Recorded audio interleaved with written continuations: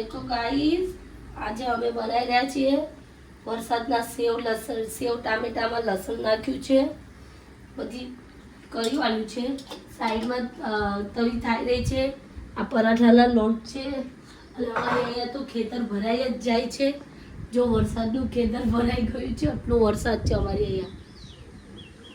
મસ્ત સ્પાઈસી સેવ ટામેટા બનાવ્યા છે ગરમ ગરમ, અને એની સાથે અમે આજે અમે બંનેને શરદી છે એટલે અમે દૂધ જ પીશું, આને લઈશું, છાશ નહીં પીશું। એક બાજુ જો તવો ગરમ થઈ રહ્યો છે, પરાઠા બનશે ગરમા ગરમ ટ્રાયેંગલ વાળા। સવારે તો અમે નાસ્તો કર્યો હતો ખમણ ને ઢોકળાનો, વ્હાઈટ ઢોકળાનો। અમારી અહીંયા બહુ વરસાદ છે,